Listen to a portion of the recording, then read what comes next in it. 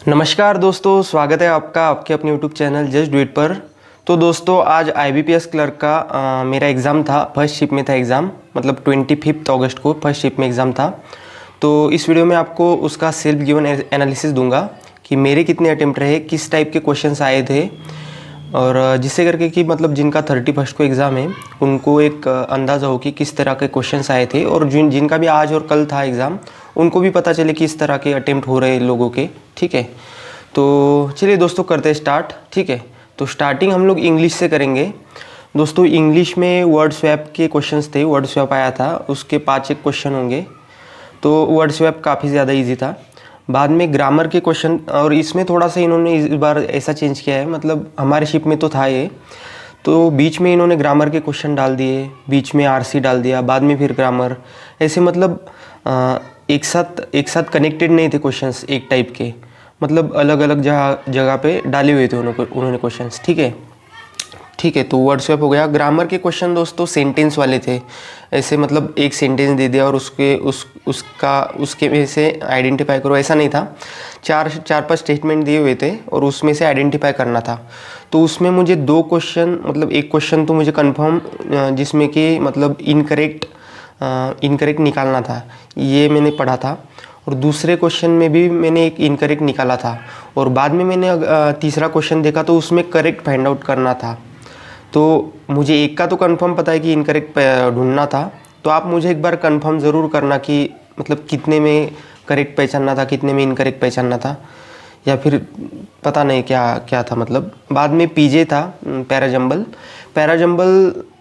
देखने में तो इजी लग रहा था, लेकिन अभी मैंने मतलब कमेंट वगैरह देखे कुछ एनालिसिस के चैनल पर, तो कुछ लोगों के मतलब अलग आंसर आ रहे, कुछ के अलग आ रहे, तो कन्फ्यूजन है काफ़ी। और मुझे तो सिर्फ मतलब मेरा क्या आया था आंसर, मुझे स्टार्टिंग ही याद है, सिर्फ मेरी स्टार्टिंग DE से हुई थी, बाकी मुझे आगे का ज़्यादा याद नहीं। लेकिन उसका कंसेप्ट ये था कि लाफिंग, मतलब स्टार्टिंग में उन्होंने लाफिंग का डेफिनेशन दिया हुआ था, बाद में उससे मतलब कौन से हार्मोन रिलीज़ होते हैं वगैरह, ये थे कौन से हार्मोन सीक्रेट होते हैं वगैरह, ऐसा दिया हुआ था, और उसका इम्पैक्ट, सोशल इम्पैक्ट वगैरह ऐसा कुछ था दोस्तों। ठीक है, तो अभी पता नहीं क्या आंसर होगा। RC था बाद में। RC में कुछ एक डॉक्टर थी, मतलब स्टडी कर रही थी, फिर उसे एक आइडिया आता है, उससे वो मतलब एक अपना बिजनेस वगैरह खड़ा करने का सोचती है और करती है, मतलब ट्राई इन्वायरमेंट से रिलेटेड कुछ करती है। ठीक है, तो RC भी ज़्यादा मुश्किल नहीं था। ठीक है, बाद में फिलर के क्वेश्चंस थे, फिलर के क्वेश्चन भी इजी थे।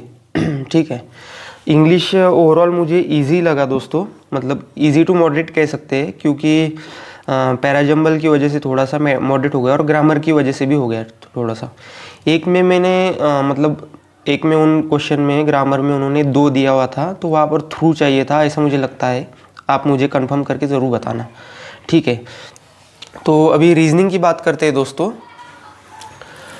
रीजनिंग में पज़ल में दोस्तों 8 पर्सन वाला एक सर्कुलर बेस पज़ल था, एक ही डायरेक्शन को फेस कर रहे थे वो लोग, इजी था ये। बाद में अनसर्टेन वाला पज़ल था, अनसर्टेन पर्सन वाला, इसमें 16 ही थे पर्सन, एग्जैक्टली याद नहीं, लेकिन शायद 16 ही थे पर्सन्स। ठीक है, बाद में बॉक्स पज़ल था जिसमें शायद 7 पर्सन थे। बाद में मंद बेस पज़ल था, मंद बेस पज़ल भी, मतलब पज़ल काफ़ी सारे के सारे इजी थे पज़ल, अगर कहीं पर भी आप नहीं फंसोगे तो आपका फ्लो में हो जाएगा सारे के सारे क्वेश्चंस।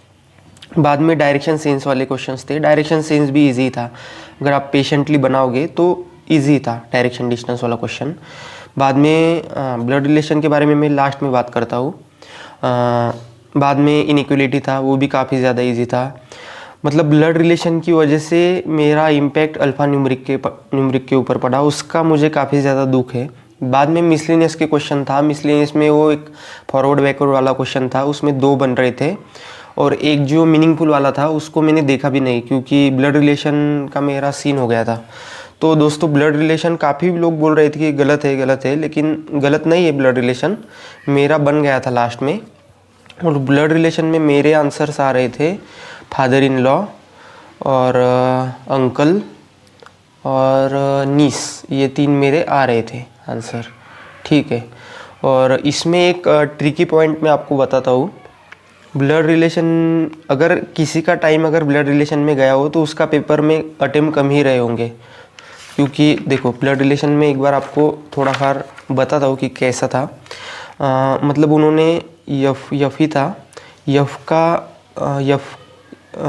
का एक यफ के कितने बच्चे हैं उन्होंने ये नहीं दिया था शायद, लेकिन यफ का एक बच्चा है वो मैरिड है, तो ऐसा कुछ था, ठीक है। तो बाद में उन्होंने ये दे दिया था कि हाँ मैरिड है, और ये इसकी कोई मतलब फादर इन लॉ वगैरह कुछ दिया था, ठीक है। तो इसका मतलब एक बीवी हो जाती है इसकी, और बीवी के फादर वगैरह दे रखे थे उन्होंने। और इसमें ट्रिकी पॉइंट ये था, उनका एक स्टेटमेंट था कि डब्ल्यू इज़ दी, हाँ मुझे एग्जैक्टली याद नहीं आ रहा अभी, बट डब्ल्यू ऐसा कुछ, डब्ल्यू इधर आ रहा था, हाँ डब्ल्यू क्या था यार,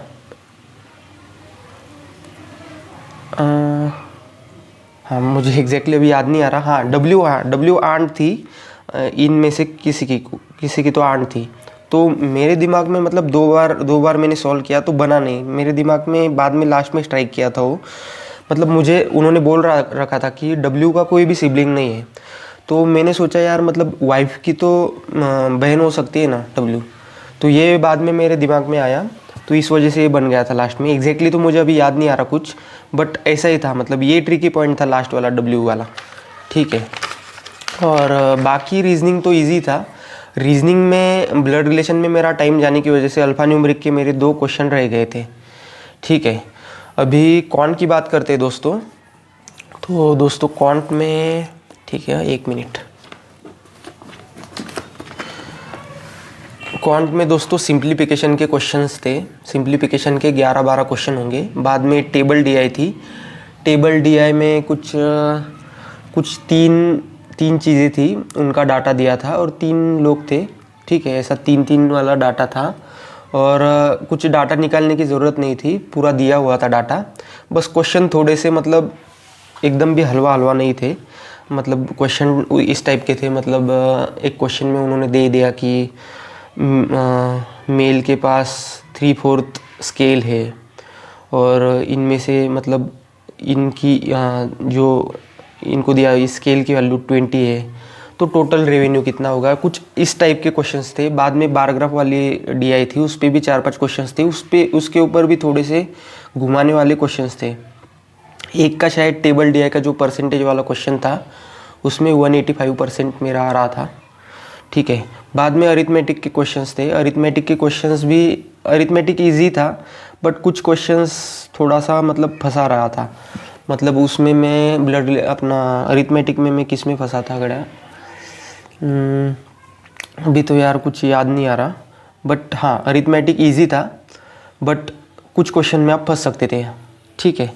मैं किस में फंसा था दोस्तों, ठीक है, याद नहीं आ रहा मुझे कुछ भी, ठीक है।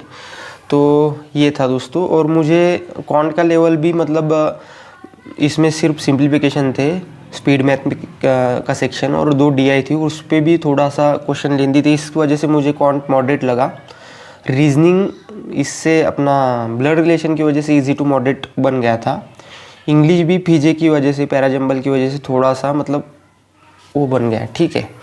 बाकी मेरा थोड़ा सा मतलब इसमें इतना मतलब अटेम्प्ट तो ठीक रहे, लेकिन सेटिस्फेक्शन नहीं हुआ मेरा इसमें भी, ठीक है। तो मैं आपको डायरेक्टली मेरे अभी अटेम्प्ट ही बता देता हूँ क्या रहे, तो ठीक है।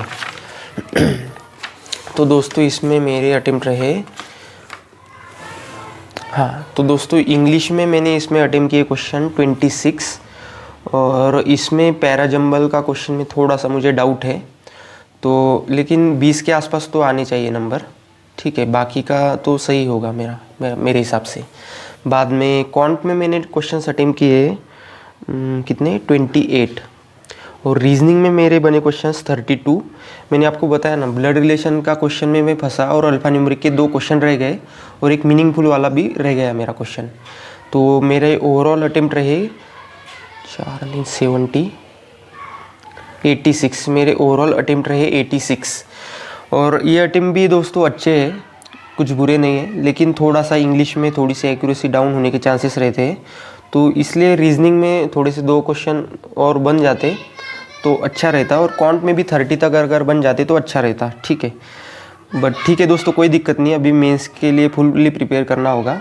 और अभी आप समझ लो, मतलब 1 महीना कोई भी एग्ज़ाम नहीं हमारा, डायरेक्टली सितंबर के लास्ट वीक में आरआरबी पीओ का मेंस रहेगा, ठीक है। तो अभी आप फुल मतलब मेंस का ही करो इन आरआरबी क्लर्क, आरआरबी पीओ और आईबीपीएस क्लर्क के लिए। मैं भी मॉक टेस्ट दूंगा लाइव, ठीक है, और उसका वीडियो भी अपलोड करूँगा। एंड दोस्तों हाँ, आईबीपीएस पीओ की भी एक मॉक आप लगाते रहो डेली, ठीक है। बाकी पूरा मेंस करो आप। और अगर आपकी अटेम्प्ट दोस्तों 70+ भी है तो फिर भी आप मेंस की तैयारी स्टार्ट कर दो दोस्तों, क्योंकि वेस्ट तो नहीं जाने वाला। और ऐसा नहीं मतलब 70 के ऊपर किए मतलब होगा नहीं, ऐसा नहीं होगा। आपके 70 से 75 भी है तब भी हो सकता है आपका सिलेक्शन, ठीक है। तो आप मेंस की तैयारी अच्छे से करो। और दोस्तों आपके अटेम्प्ट आप कमेंट करके ज़रूर बताना, ठीक है, शिफ्ट वाइज बताना दोस्तों, ठीक है। तो दोस्तों इस वीडियो में इतना ही था, मिलते हैं अगले वीडियो में। Thank you.